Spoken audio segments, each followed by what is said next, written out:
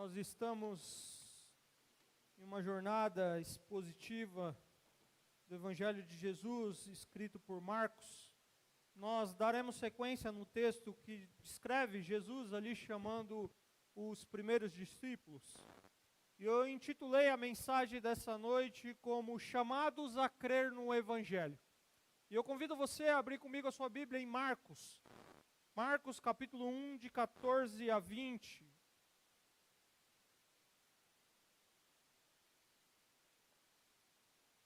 Marcos capítulo 1, de 14 a 20.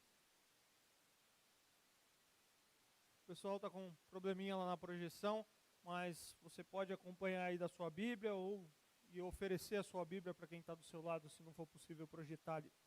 Marcos 1, de 14 a 20, vamos lá? Diz assim a palavra do Senhor. Depois que João foi preso, Jesus foi para a Galiléia, proclamando as boas novas de Deus. O tempo é chegado, dizia ele, o reino de Deus está próximo, arrependam-se e creiam nas boas novas. Andando à beira do mar da Galiléia, Jesus viu Simão e seu irmão André lançando redes ao mar, pois eram pescadores. E disse Jesus, sigam-me, e eu os farei pescadores de homens. No mesmo instante, eles deixaram as suas redes e o seguiram. Indo um pouco mais adiante, viu num barco Tiago, filho de Zebedeu, e João, seu irmão, preparando as suas redes. Logo os chamou, e eles o seguiram, deixando seu pai Zebedeu com os empregados no barco. Palavra do Senhor para nós nessa noite. Pai, obrigado pela tua palavra, e nós queremos que o teu Santo Espírito fale aos nossos corações. Pai, o Senhor é majestoso, nós não somos nada diante do Senhor. Ó Pai, nós somos criaturas, filhos, porque o Senhor nos amou em Cristo Jesus. E nós queremos ouvir a Tua voz nessa noite. Fala aquilo que precisamos ouvir do Senhor.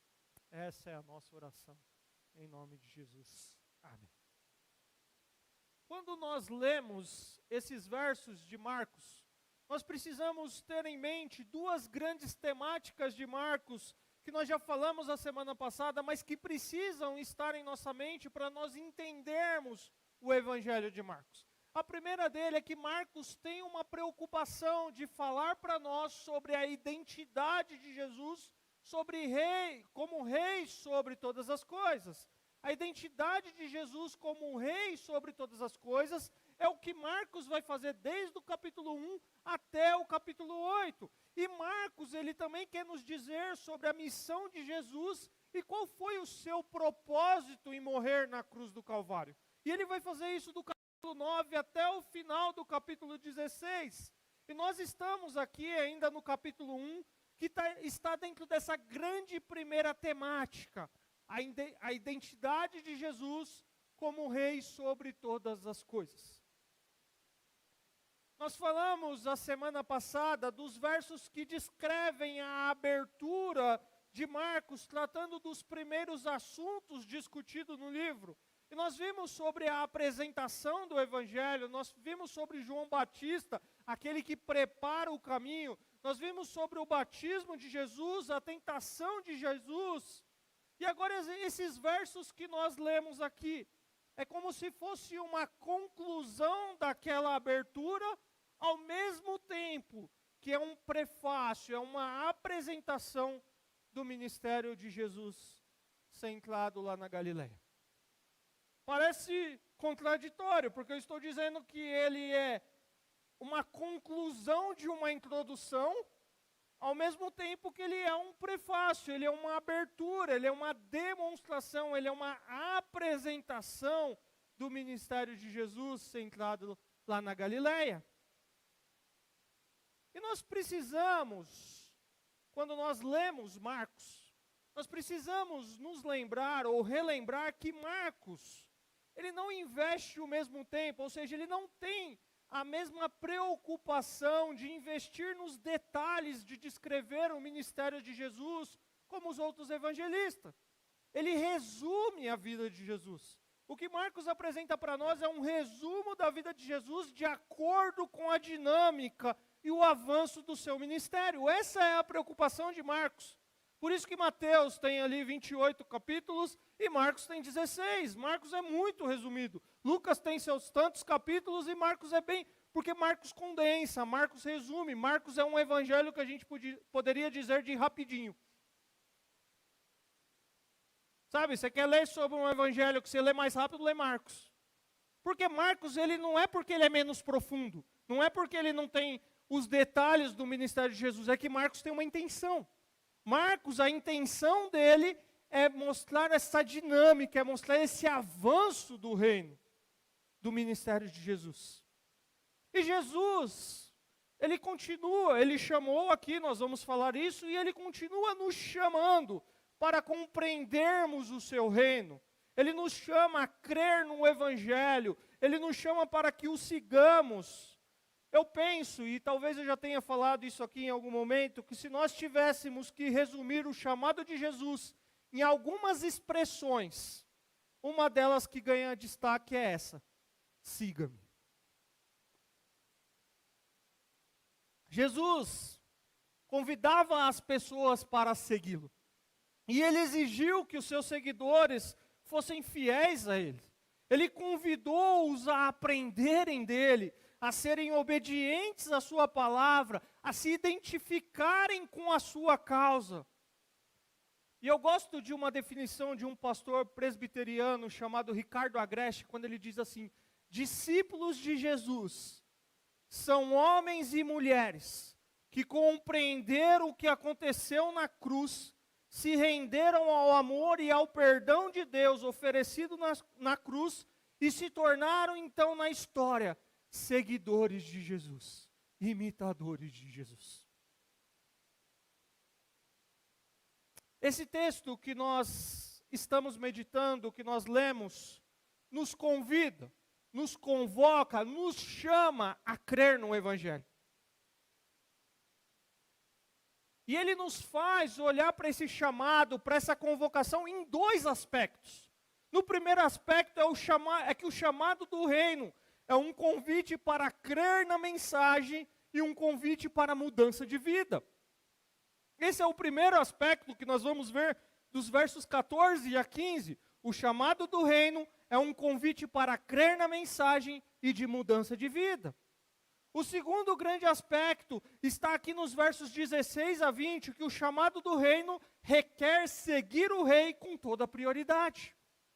O chamado do reino requer seguir o rei com toda a prioridade. E nós vamos então trabalhar no texto nessas duas grandes temáticas. Primeiro, o chamado do reino é um convite para crer na mensagem e de mudança de vida. Em outras palavras, poderíamos dizer que o chamado do reino é um chamado que exige arrependimento e fé em Cristo Jesus.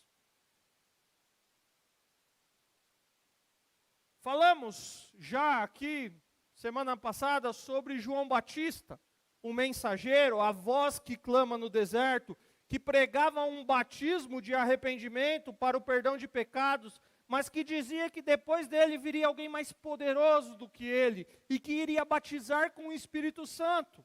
E os versos 14 e 15 que nós vamos ler aqui, conectam o ministério desses dois pregadores, esse ministério de convidar as pessoas para o arrependimento. João e Jesus faziam isso. Mas Marcos tira João de cena. Porque João tinha uma função. A função de João era preparar o caminho. E agora nós temos a presença de Jesus, aquele que João estava preparando o caminho. Deus assumindo uma natureza humana e habitando entre nós, está presente.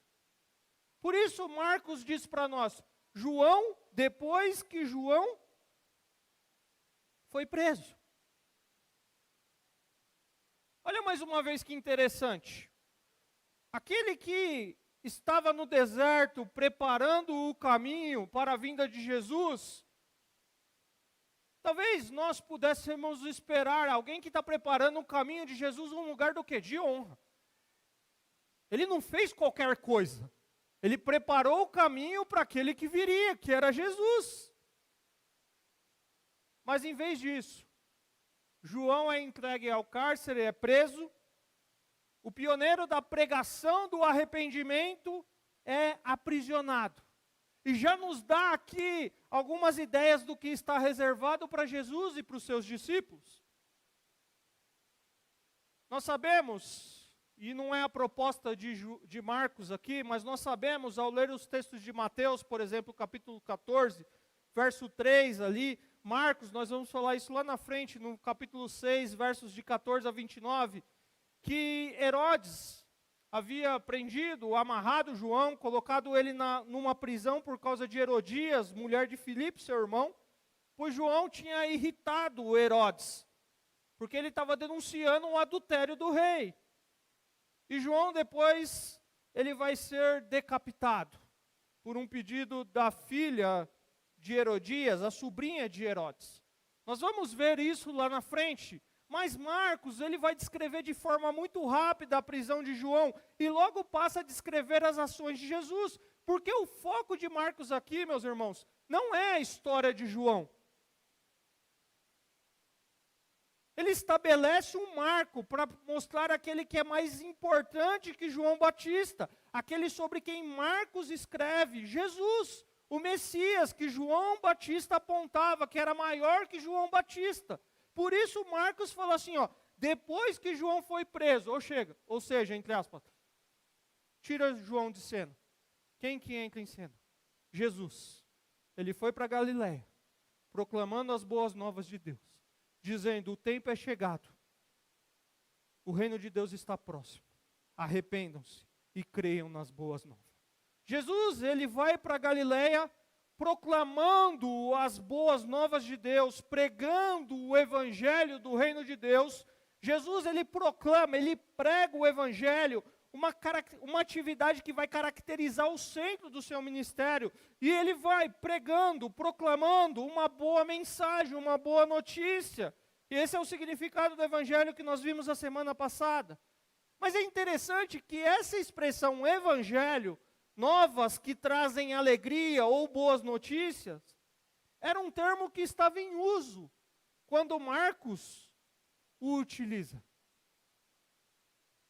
E era um termo que estava em uso e nós usamos ele, e é apropriado, é ali que nós devemos usá-lo, num contexto religioso, porque o anjo proclama uma boa nova, uma boa notícia, que vai vir Jesus. Nós vimos já aqui também em Marcos outras informações. Mas essa palavra evangelho não era uma palavra restrita a um contexto religioso. Essa palavra evangelho, dentro daquele contexto, de forma mais abrangente, alguns estudiosos vão dizer que significa a nova, ou a notícia capaz de fazer história. É a nova, é a notícia capaz de fazer uma história, ou de mudar de vida, e não apenas uma notícia corriqueira. E essa boa mensagem está ligada à ideia da chegada do reino de Deus. Todos nós damos notícias corriqueiras. Mas existem aquelas notícias que nos fazem mudar de vida. Por exemplo, a sua esposa, você homem, ela acorda um dia e fala assim, estou sonolenta. Estou com muito sono. Aí passa mais um dia, ela fala assim, estou enjoada. Muito enjoada. Aí passa mais um dia, você vê ela vomitando na sua frente, desculpa a expressão. Aí você fala, melhor fazer um exame. Aí ela vai fazer o exame, e ela tem a boa nova, a boa notícia, que vai mudar a vida, tem um bebê aí dentro. Entenderam mais ou menos? Obviamente não é isso, eu estou ilustrando, mas essa é a boa nova, essa é a boa notícia, muda a vida. Que pai e mãe, que casal que quando chega um filho não muda a vida. E ainda tem uns que quando o filho está maiorzinho, chega outro que muda a vida de novo, como o meu caso.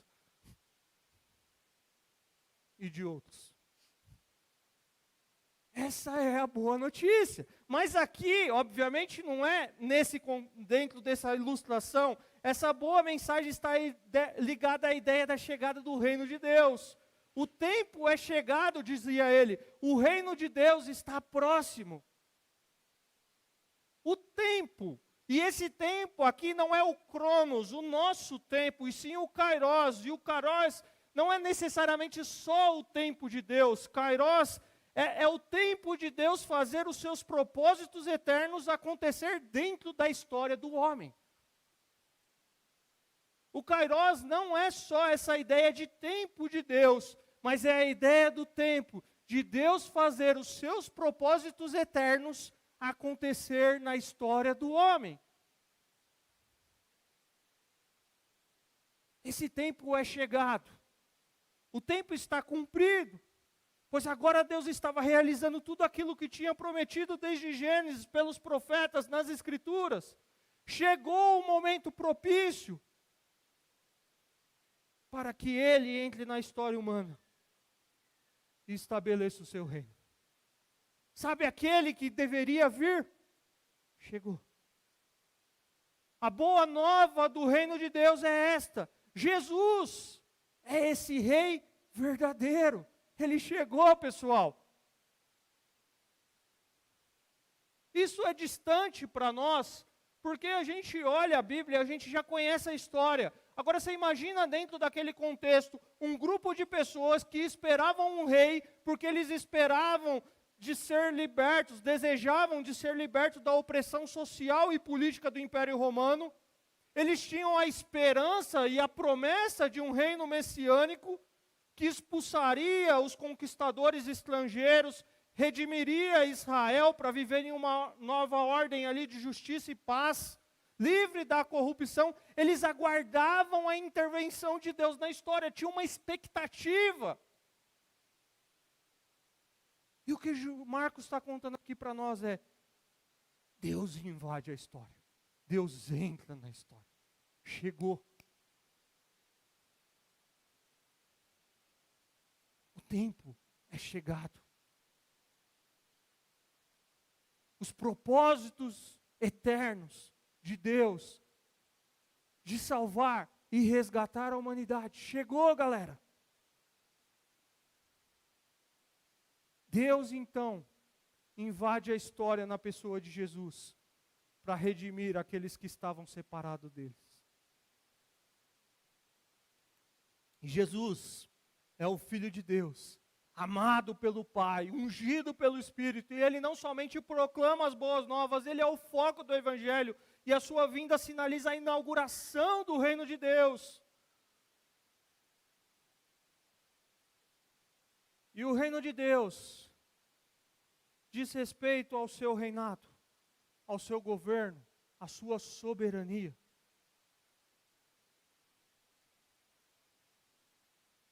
O seu propósito para a raça humana de resgatar o homem pecador, de trazer o homem de volta.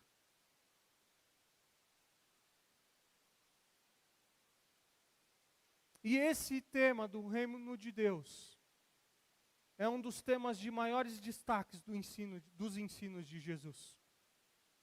O reino está ligado às boas novas e à vinda de Jesus. E com a vinda de Jesus é que o reino se aproximou, ou seja, é chegado. E a vinda de Jesus exige que as pessoas respondam com arrependimento e fé. Agora, nós não temos a expectativa desse reino como aquele povo tinha naquela época.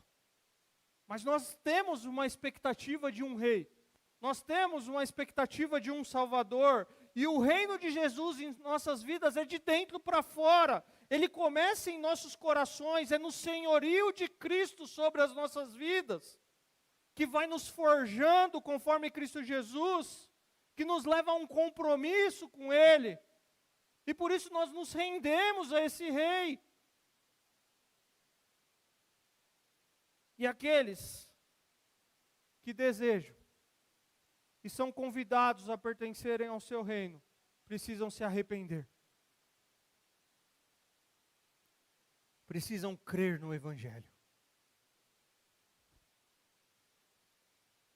E é isso que Marcos vai nos dizer na última parte do verso 15. Olha o que ele diz lá: arrependam-se e creiam nas boas novas. O chamado do reino é um chamado que exige arrependimento e é um chamado que exige fé em Jesus. E se arrepender, queridos, não é fazer de conta que está tudo bem. Se arrepender não é dizer para que as pessoas vejam que você, coitadinho, mudou de ideia em relação a algumas coisas. Não! Se arrepender significa dar meia volta, afastar-se de algo, afastar-se de todas as coisas aqui no contexto que Jesus abomina e se voltar para as coisas que Ele ama. Pesquisando e estudando para preparar o sermão dessa noite, eu me deparei com o comentário de Marcos da série da Cultura Bíblica. E olha o que o autor diz sobre arrependimento. Abre aspas. Os que se arrependem humildemente, reconhecem diante de Deus que falharam em fazer o que é certo, e confessam que não são senhores de seus próprios destinos. Reconhecem a sua indignidade inata e confessam a falsidade de seus motivos e ações. Quando percebem que seu grande prazer não está em Deus, ou em fazer o que lhe agrada, clamam pela misericórdia daquele que resiste aos soberbos, mas dá graça aos humildes. 1 Pedro 5,5, fecha aspas.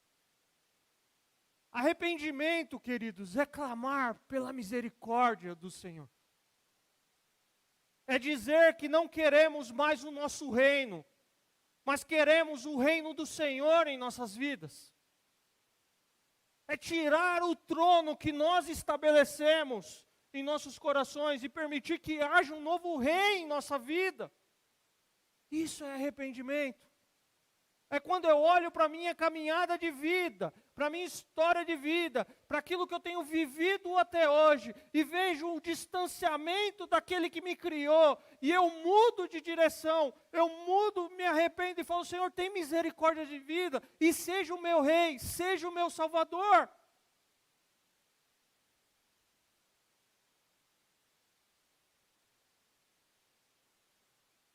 Mas arrependimento.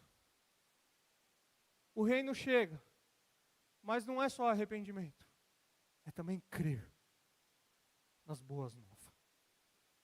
É a ideia aqui da fé, é confiar que o rei chegou. Naquele contexto nem todos confiaram. Ainda hoje as pessoas não confiam que o rei chegou. E a fé, queridos, é um dom que Deus nos dá. É uma confiança nas promessas de Deus, é uma confiança e dependência sobrenatural em Deus e em sua palavra. É um resultado de crer na pregação de Jesus. E nisso é criado um relacionamento entre Deus e aqueles que creem. E crer nessas boas novas resulta em uma vida de obediência, queridos. O Evangelho, queridos, ele implica em transformação, mas ele também demanda de nós a nossa fé, a nossa confiança, o nosso compromisso. Em Cristo nós somos chamados para uma vida, para uma jornada de fé. E o chamado de Jesus nessa noite é para você crer na mensagem. É um chamado para mudança de vida, para mudança de reino, para arrependimento.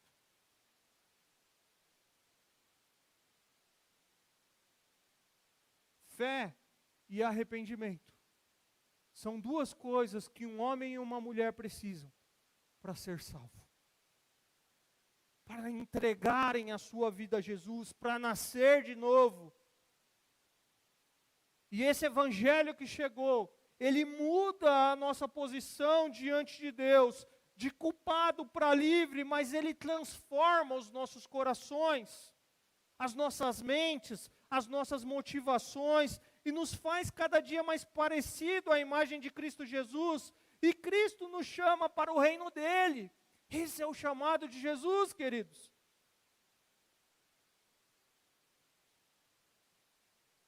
O tempo é chegado. E o tempo talvez chegou para você hoje, querido, de se render a Cristo Jesus. de olhar para o reino que você talvez estabeleceu no seu coração, ou talvez para aquilo que você tem buscado como relacionamento com Deus, e olhar para a palavra e falar, não é nada disso. Esse Messias que eu estou esperando não é o que a Bíblia diz. A Bíblia pergunta para mim quem eu sou, quem Deus é, como eu estou diante dEle, o que Ele deseja fazer, o que Ele fez e o que Ele está fazendo, queridos. E o que Ele ainda vai fazer no futuro. E a gente tira esse trono, permite que o Espírito tire esse trono que nós colocamos dentro de nós e permite que Deus seja o Rei. Então, o primeiro convite para nós nessa noite, ou a primeira lição, é que o chamado do reino é um convite para crer na mensagem do Evangelho e um convite para mudança de vida. Mas o segundo grande ponto desse texto, além desse primeiro, agora para o segundo, é que o chamado do reino requer seguir o rei com toda a prioridade. Marcos agora ele descreve o significado de Jesus na vida de homens e mulheres. O significado, o que simboliza ter um encontro com Ele. E os versos seguintes vão descrever Jesus chamando 4 pescadores para segui-lo. O texto diz para nós que Jesus estava à beira do mar da Galileia, e Jesus, dando uma volta no calçadão da praia, entre aspas, Jesus vê 2 irmãos, Simão e André, ocupados em sua tarefa de lançarem as redes no lago lá na Galileia, e Jesus os convida a segui-lo. E Jesus os convida a segui-lo, pois ele fará deles pescadores de homens. E eles deixam tudo o que estão fazendo e passam a seguir a Jesus. Jesus continua a caminhada dele no calçadão lá da Galileia, e não muito distante dali, ele vê Tiago, filho de Zebedeu, ele vê João, seu irmão, preparando, consertando as redes. E Jesus também os convida a seguir, e eles deixam seu pai Zebedeu no barco com os empregados e seguem a Jesus. E uma informação importante aqui, porque eu sempre... Tem vários argumentos, mas eu sempre me questionei, quando eu lia os evangelhos, dessa ideia dessa galera seguir Jesus. Como que o cara para tudo que ele está fazendo e vai lá seguir Jesus? Eu precisei viver todo um processo para entender o chamado de Deus para o ministério. O cara está lá, Jesus está dando um rolê no calçadão, ele vai, chega e ele para, ele sai do trabalho dele e vai lá. Será que é porque os caras estavam meio frustrados profissionalmente? Será que é porque eles não tinham muitas perspectivas? Será porque eles entenderam que o rei chegou? E aí eu vou ler os evangelhos, eu vou ver que eles vão entendendo isso à medida que eles andam com o mestre. E por que esses caras deixam tudo e passam a seguir Jesus?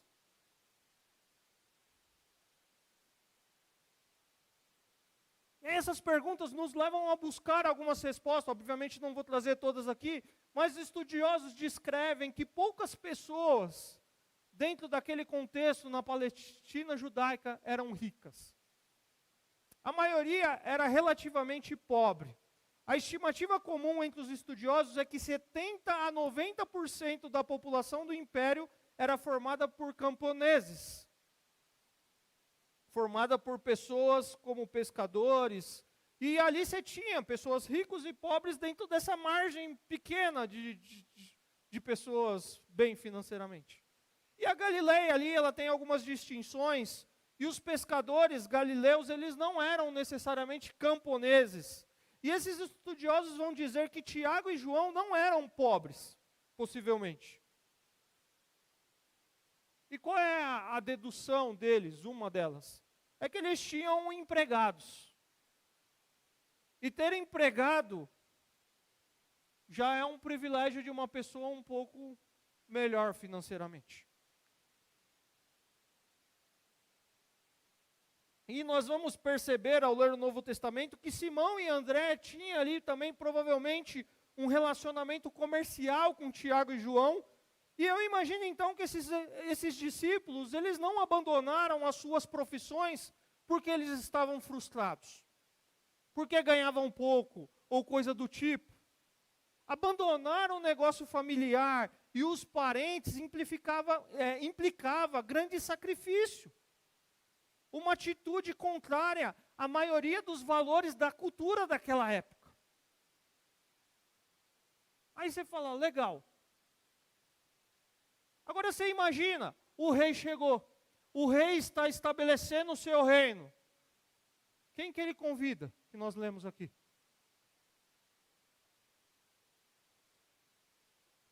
Quatro pescadores. Queridos, quem estabelece reino com quatro pescadores, perdão. Pecadores também, mas pescadores. Faltou o S. Mas são pecadores, pescadores. Mas quem estabelece um reino com quatro pescadores?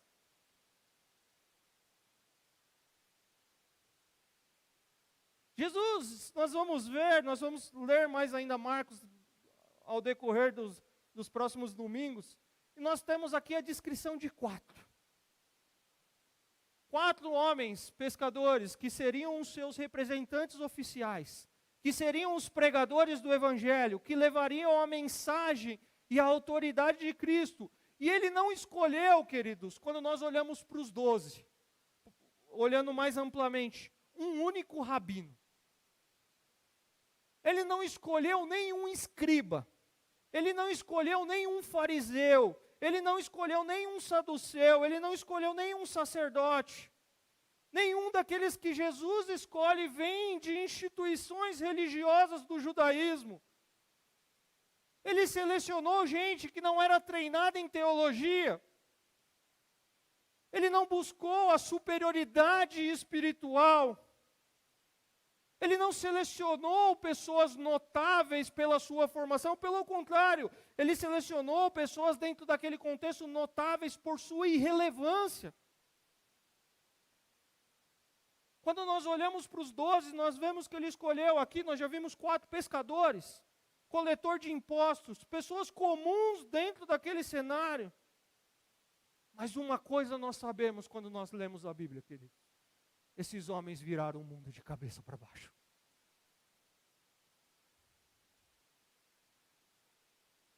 Não pelos seus talentos extraordinários, não pelas suas aptidões intelectuais, não pelas suas influências políticas ou religiosas, mas Deus operou neles para que isso acontecesse. Porque na verdade, queridos, para aqueles que entendem o reino de Deus, quem importa não é o homem. Quem está no centro não é o homem. É a verdade de Deus, o poder de Deus no homem.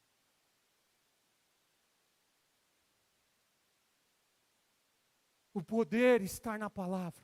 O poder está no Espírito de Deus.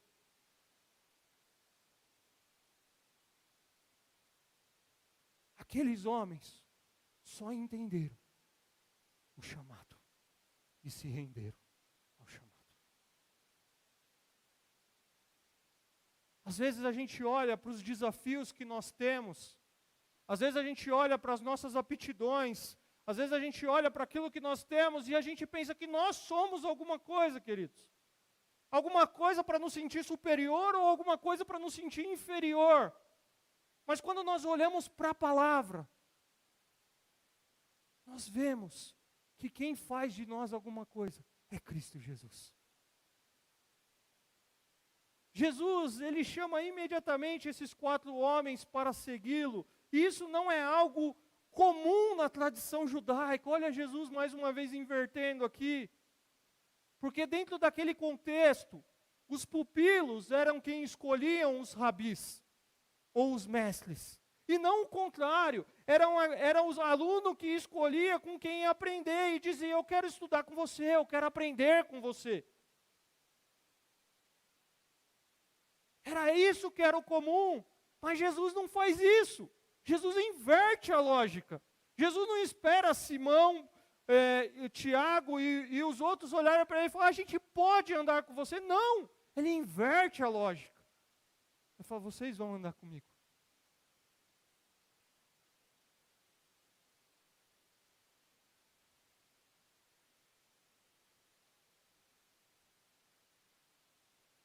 Às vezes, quem já fez faculdade aqui sabe o que é isso. Já passou pelo aquele trabalho de conclusão de curso. Ô, bênção, né? E cada faculdade tem a sua estrutura e a sua dinâmica para esse trabalho de conclusão de curso.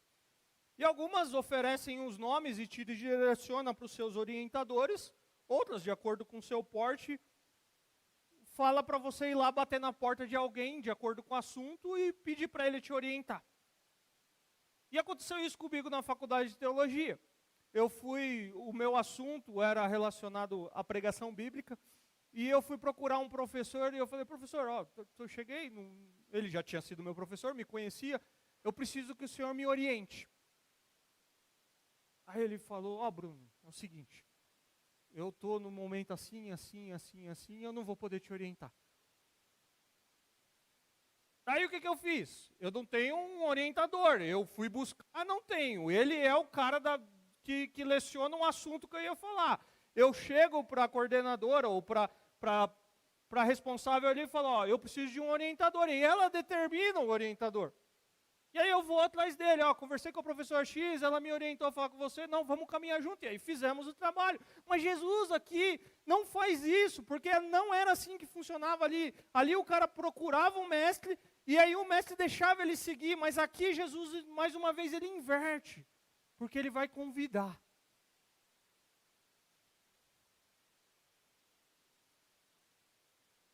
E aí ele convida eles para seguir. E quando nós ouvimos esse convite, essa expressão de Jesus, que o convite para seguir Jesus está muitas vezes ligado a discipulado. E o discípulo é aquele que ouviu o chamado de seu mestre e resolve se unir a ele. A ideia de seguir é a ideia de ir atrás de alguém, de ir para algum lugar com outra pessoa, e ainda na concepção um tipo de comportamento e relacionamento modelado por outra pessoa.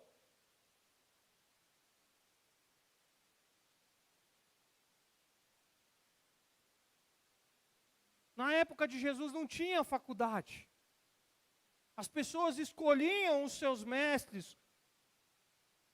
As meninas eram educadas em casa por suas mães, os meninos judeus eram instruídos nas sinagogas pelos seus mestres. Eles ingressavam ali por volta quando tinham 6, 7 anos, e era ali que eles aprendiam a palavra, aprendiam uma profissão. E tinha uns caras que eram chamados de discípulos extraordinários, os talmidim, que era a elite intelectual em Israel, que aos 12 anos já havia decorado toda a lei, todas as escrituras hebraica. E eu li uma vez em um livro, há muito tempo atrás, que naquele tempo havia um ditado popular, que os meninos, os talmidins, eles deviam cobrir-se da poeira dos pés do seu rabino. Eles deveriam seguir o seu mestre tão perto, andando bem atrás dele, a ponto de no final do dia estar coberto com a poeira dos pés do seu rabino. Essa deveria ser a essência do seguir Jesus.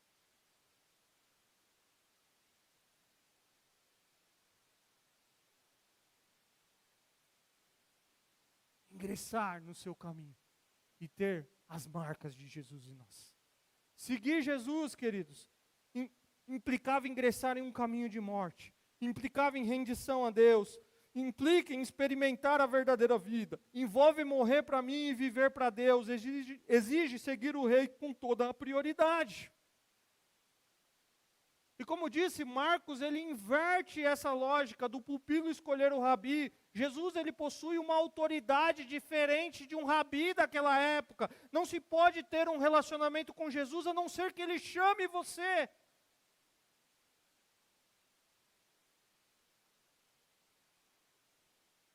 O relato do chamado de Jesus na vida desses homens enfatiza a autoridade de Jesus e as exigências radicais do seu reino. E quando ele chama, ele inverte essa lógica, mas à luz do seu chamado, todas as outras coisas perdem importância. Porque o mais importante é ouvir o chamado do Mestre. Ao ver essas palavras de Jesus, convocando esses homens para segui-lo, me vem à mente aquele hino do cantor cristão, que inclusive o irmão Aparício postou hoje no grupo. Eu falei, olha, eu estava aqui no meu esboço para citar. Que diz assim, ó: seguirei ao meu bom mestre. Eu não vou cantar, tá? Mas o texto diz assim, a letra: se eu tiver Jesus ao lado, e por ele auxiliado, se por ele for mandado, a qualquer lugar irei. Seguirei ao meu bom mestre, seguirei ao meu bom mestre, seguirei ao meu bom mestre, onde quer que for, irei. Seja em caminho duro, espinhoso ou inseguro, em seus braços bem seguro, onde me mandar irei.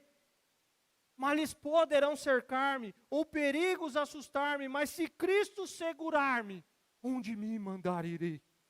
Quando terminar a vida, fim da minha triste lida, tendo a glória prometida, eu para meu Senhor irei, seguirei ao meu bom mestre, seguirei ao meu bom mestre, seguirei ao meu bom mestre, onde quer que for, irei. Aqueles homens entenderam isso, queridos. Não conheciam o hino, porque o hino foi composto muito depois, mas eles entenderam aquele que estava o chamando. Eles se renderam. Aqueles homens, Simão e André, ao ouvirem o convite de Jesus: vinde a mim e eu vos farei pescadores de homem, de imediato deixam de lado a sua vocação como pescadores e o seguiram. Tiago e João deixam para trás o pai, os amigos. Porque Jesus deixa claro para aqueles homens que ele desejava ter prioridade sobre as suas vidas, sobre as suas famílias e sobre as suas carreiras. E as palavras de Jesus aqui é um imperativo: siga-me. Mas tem uma promessa de Jesus: sigam-me porque eu vou fazer algo através de vocês. E o que o texto diz que ele vai fazer? Eu farei de vocês pescadores de homens. Ele assume a responsabilidade de fazer deles o que é o seu propósito para a vida deles. Hernandes Dias Lopes descreve que Jesus pesca esses homens para serem pescadores de homens. Eles foram pescados para fora do anonimato.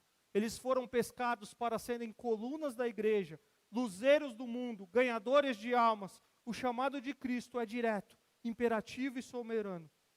Jesus não deu explicações, nem ofereceu vantagens. Simplesmente o chamou, e o chamou soberanamente. Queridos, Deus continua nos chamando. E embora Ele nos chame para diferentes tarefas, primeiro Ele nos chama para algo mais significativo. Ele nos chama para sermos discípulos dEle, para sermos livres, para sermos santos, para sermos semelhantes a Cristo, para vivermos uma nova vida em uma nova sociedade que é a igreja, no mundo. Ele chama para pertencer a Ele. E pertencer a Jesus, queridos, precede o servir a Jesus. Pertencer a Jesus precede servir a Jesus. Porque chegado o reino de Deus, o tempo chegou, arrependam-se e creiam. E ele vai ali passeando, vê aqueles homens, não sei, o texto não diz, pode ter um diálogo. E vem, siga-me. E eu vou fazer vocês pescadores de homens. Seguir a Jesus é responsabilidade de todo aquele que se arrepende e crê no Evangelho. Mas é verdade também que Ele nos chama para servir a Deus e as pessoas. Ele nos chama para ministrar, para gastar a nossa vida em ministério. Ou Ele nos chama para o serviço, para a diaconia, nas mais diversas maneiras. E Ele também nos dá dons para a edificação de nós mesmos. Não, para a edificação da igreja. E esse seguir começa com um pequeno passo e dura a vida toda. Uma vida de participação com Jesus em sua jornada. E aquele que segue, querido, não sabe tudo o que está envolvido nesse processo. Mas ele sabe aquilo que é mais importante. Deixar Jesus ser o rei. E se rende e começa a seguir o mestre. E ele começa a entender E ele começa a medir, se envolver, à medida em que ele começa a seguir o Mestre. E por isso que a gente vai ver vários vacilos desses discípulos. Porque a gente sabe a história e você olha e você fala, não é possível que os caras perguntaram isso. Não é possível que eles falavam isso. É possível, porque eu e você somos assim. A iniciativa da escolha é dele. Sua palavra tem autoridade. E ele estabelece o caminho a ser percorrido. E se ele chama você para segui-lo, o objetivo deve ser ele. Ele deve ser a sua prioridade. Eu quero caminhar para a conclusão, porque nós estamos diante do Evangelho. Nós estamos diante dessa boa notícia, de que você não precisa conquistar o acesso a Deus, pois Deus já fez isso por você.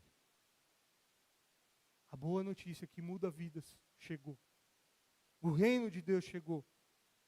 E nós recebemos o Evangelho por pura graça, por meio do favor de Deus, totalmente merecidos. Jesus, ele deve ser o nosso objetivo. Jesus deve ser a nossa prioridade.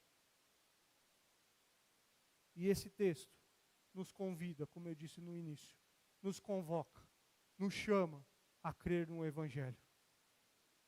E ele nos faz olhar para essa convocação, nesses dois grandes aspectos.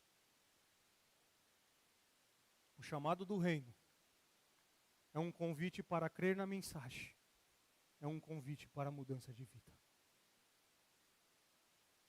O chamado do reino é um chamado que exige arrependimento e fé em Cristo Jesus.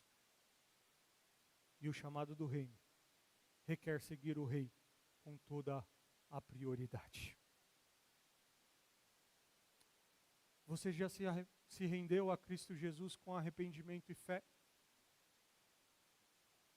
Você já disse, Senhor, eu quero que o Senhor seja o Rei da minha vida, o meu Senhor, o meu Salvador? Jesus é a prioridade do seu coração? Ou tem algumas coisas competindo aí dentro? O trono do seu coração pertence a Ele?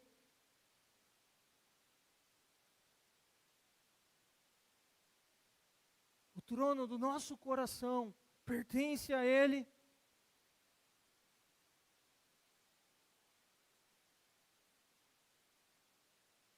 Seguir a Jesus naqueles dias, queridos, tinha implicação em entrar em um caminho de morte. E seguir a Jesus nos nossos dias tem como implicação entrar num caminho de morte. Morte do eu, para que Cristo viva.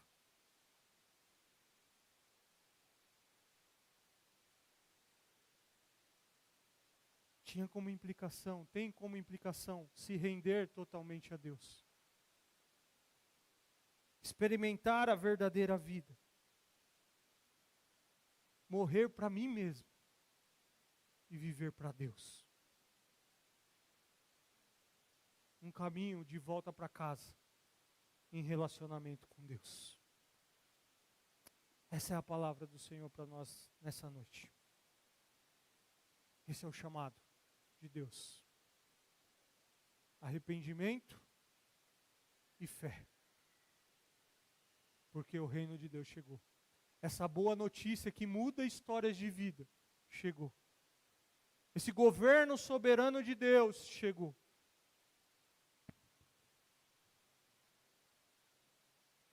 E Ele quer ter prioridade em nossas vidas. Amém? Vamos orar?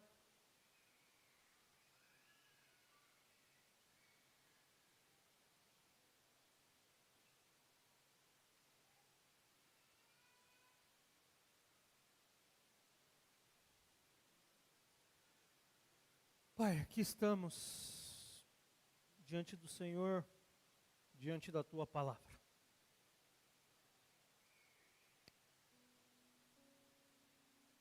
Nós olhamos a Tua palavra E vemos Marcos de uma forma tão sucinta e com tanta importância dizer, depois que João foi preso, Jesus volta para Galiléia. E ali ele prega as boas novas do reino de Deus. E ali ele anuncia que é chegado o reino de Deus. É chegado o tempo oportuno de Deus, o tempo de Deus entrar na história dos homens.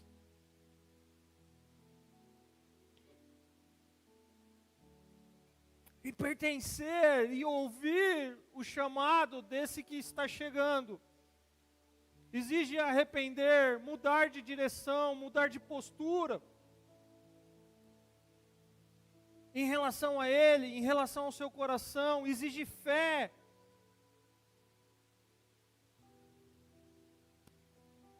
E ainda hoje continua exigindo de nós isso.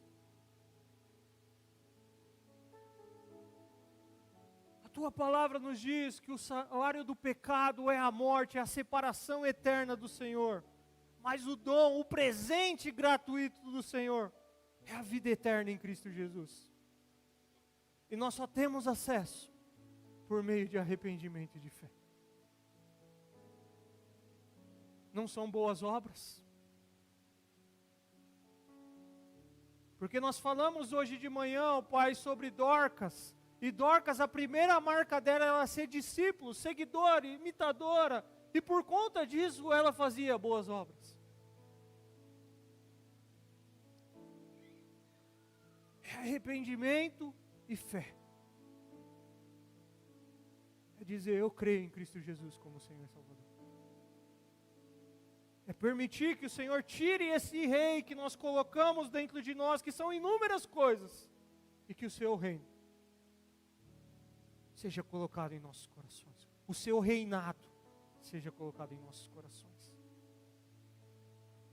Mas exige entender o chamado e permitir que o Senhor seja prioridade em nossas vidas. Vamos continuar sim trabalhando. Vamos continuar casados, sendo pais, mães, mas tendo o Senhor como prioridade em nossas vidas. Priorizando o nosso relacionamento, o nosso íntimo com o Senhor como algo mais importante. É um reino que muda de dentro para fora. Começa aqui transformando. E nos faz nova criatura. E vai nos conformando à imagem de Cristo Jesus. Nós precisamos do Senhor. Nós precisamos da tua transformação. Essa é a nossa oração. Pedindo a tua graça, o teu amor e a tua misericórdia sobre as nossas vidas. É em nome de Jesus que nós oramos. Amém. A vida se manifestou como um de nós se fez, a si mesmo esvaziou, o seu sangue derramou, servo sofredor, a luz do mundo, promessa viva que se cumpriu, palavra que nos leva das trevas à luz, a escuridão não venceu.